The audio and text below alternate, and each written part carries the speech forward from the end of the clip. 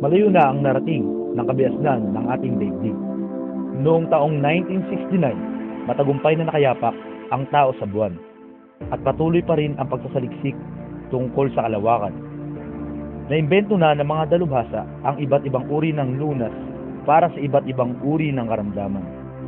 Nagkaroon na rin ng mga sakyang panghimpapawid at sa kasalukuyan, ang impormasyon ay madaling lumalaganap sa pamagitan ng teknolohiya ng kompyuter. Ito ay ilan lamang sa mga pangyayaring imposibleng mangyari noong unang panahon. Ngunit, paano ba nagsimula ang lahat?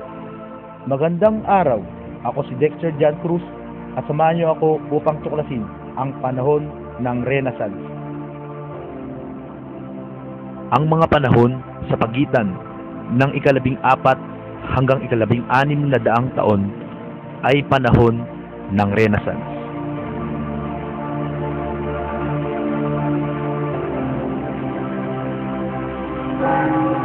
Mula sa mahabang panahon ng pagkakahinlad ng klasikal na sibilisasyon sa dulot ng panahon ng Karimlan o Dark Ages, muling nanumbalik ang interes ng tao sa klasikal na kabias ng Griego at Romano.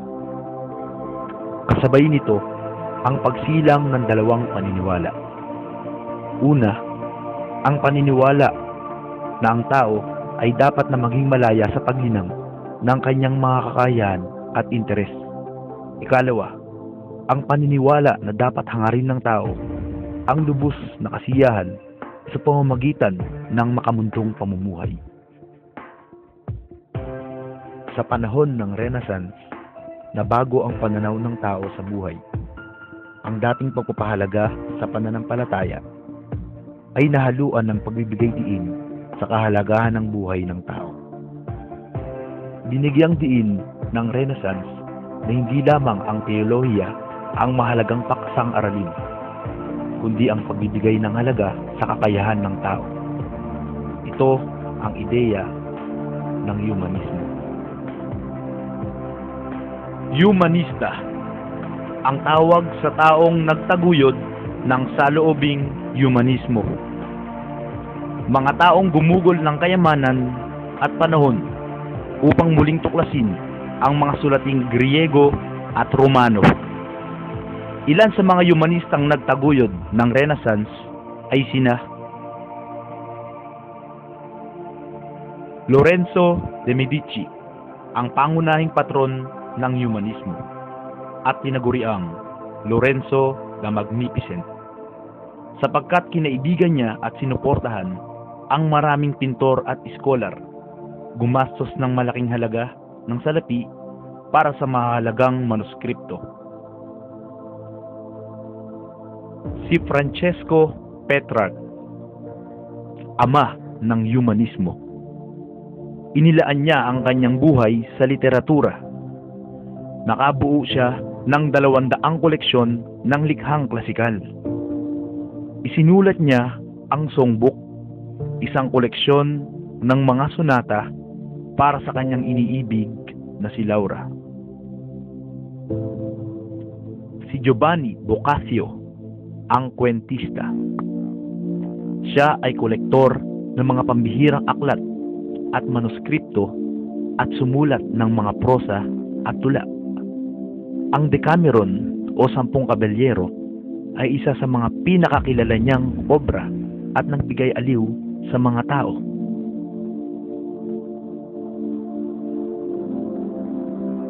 Si Desiderius Erasmus, isang mabagsik na kritiko ng mga katiwalian ng simbahan.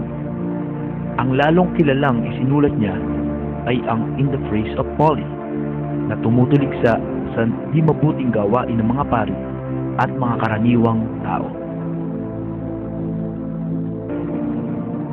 Niccolo Machiavelli, ang pundador ng makabagong agham pangpolitika.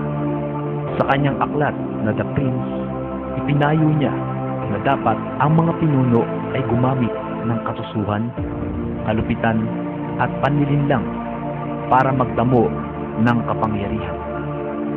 Ang ideyang ito ay naging gabay ng mga tanyag na diktador tulad nila Adolf Hitler, Benito Mussolini, at Joseph Stalin.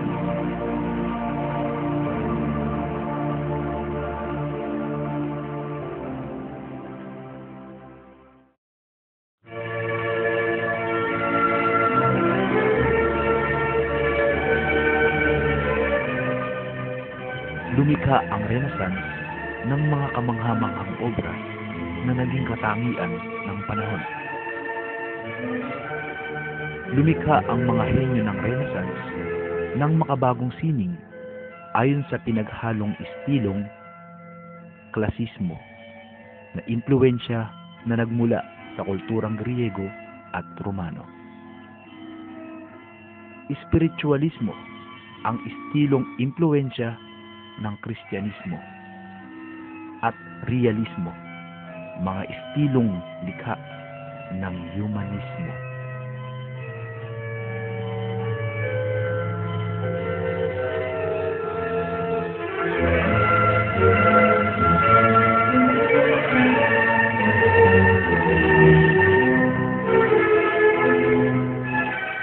Sa larangan ng pagpipinta, tatlo ang pinakadakilang manglilikha ng pintang Renaissance: si Leonardo da Vinci, Michelangelo, at Rafael Santos. Si Leonardo da Vinci, siya ay isang pintor, arkitekto, skulptor, enhinyero, inventor, siyentista, musikero, at pilosoper. Nagdisenyo siya ng maraming kagamitang pangmilitar. Gumawa siya ng simpleng eroplano dahil naniniwala siya ang tao ay lilipad balang araw gaya ng isang ibon. Ang dalawa niyang bantog na pinta ay The Last Supper at ang Mona Lisa, larawan ng isang babae na may misteryosong ngiti.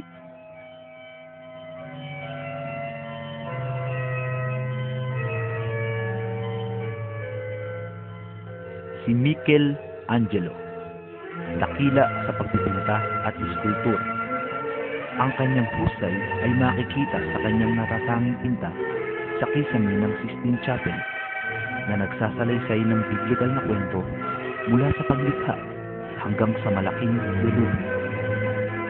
Pinakasikat sa lahat ng iskultor ng Renaissance, ang kanyang estatwa ni David ay ibinibigay sa isa sa pinakamagandang obra maestra ng iskultura, at ang pinakabantog na estatwa sa buong mundo ay ang La Pieta.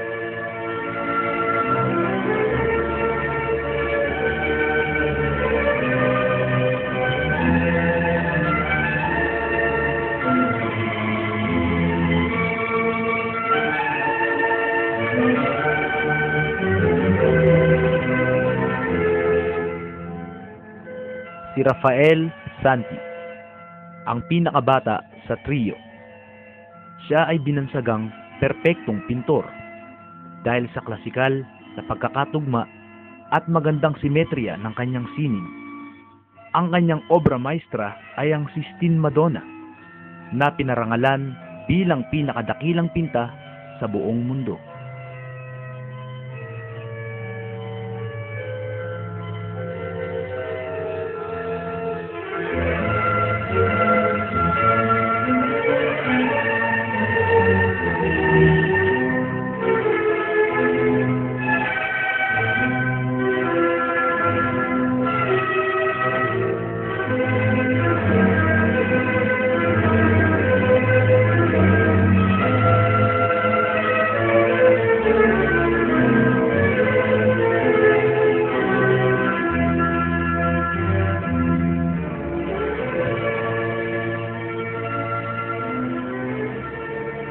Kulturang Renaissance, nakilala sina Niccolo Pisano, ang ama ng Renaissance culture. Ang kanyang sarcophage na isang eskulturang marmol ay nagpapakita ng mga eksena mula sa kwentong Biblia. Si Lorenzo Ghiberti ay lumilok ng mga bronsang pintuan sa paghanga ni Michelangelo na tinawag niya itong pintuan ng langit.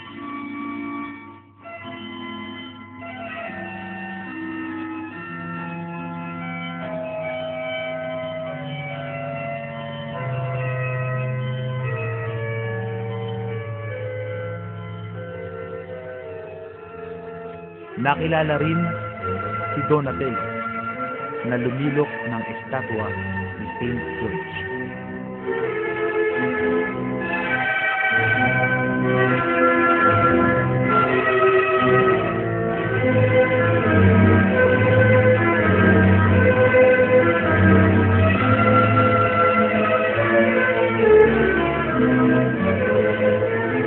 Ang arkitekturang Renaissance ay klasikal sa forma, pero sa espiritu ay Kristiyano.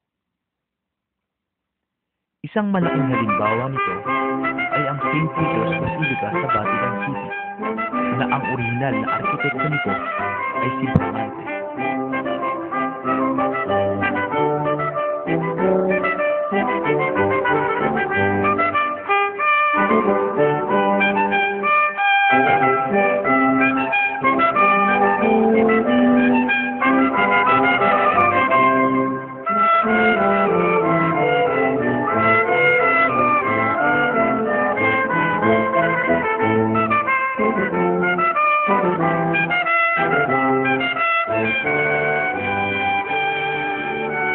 Si Filippo Brunelleschi ay ama ng arkitekturang Renaissance.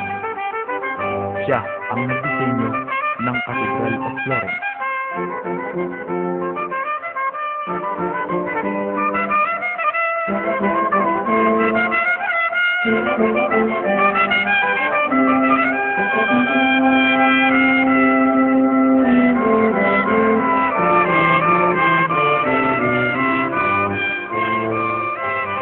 Mabilis na lumaganap sa malaking bahagi ng Europa ang diwa ng Renaissance. Noong taong 1450, naimbento ni Johann Gutenberg, isang Aleman, ang sining ng pag-imprenta.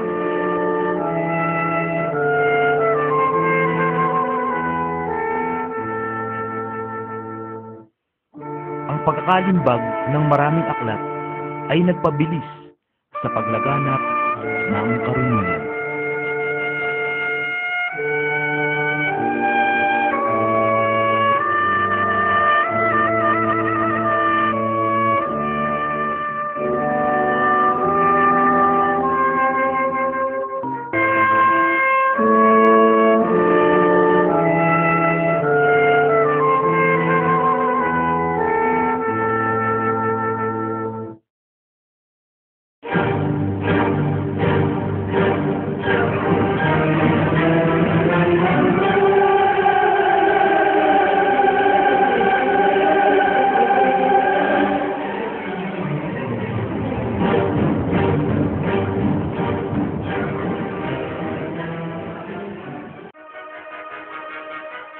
Malaki ang naging ambag ng panahong Renaissance upang marating natin ang modernong pamumuhay.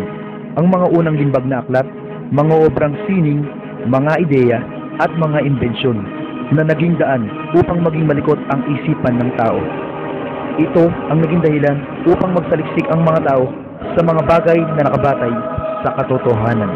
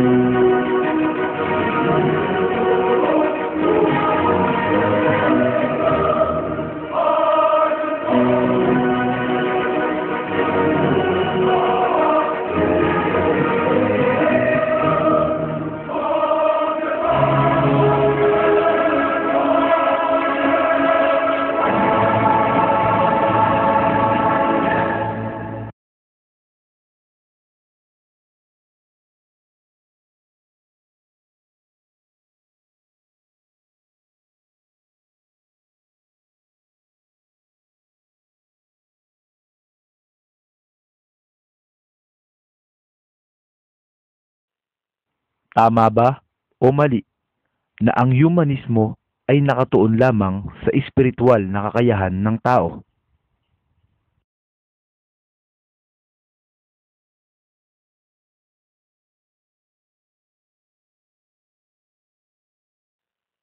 Kinikilala bilang pangunahing patron ng humanismo. Sino siya?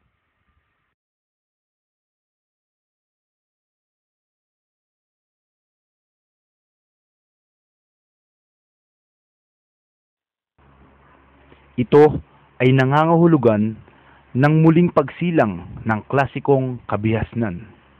Ano ito?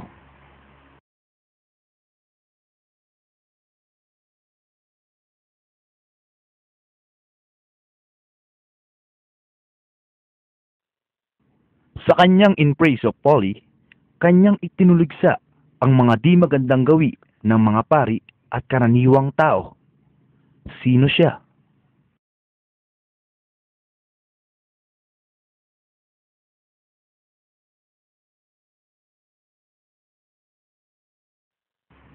Tama ba o mali na ayon kay Desiderius Erasmus na ang isang pinuno ay dapat gumamit ng katusuhan, kalupitan at panlilinlang upang magkamit ng kapangyarihan?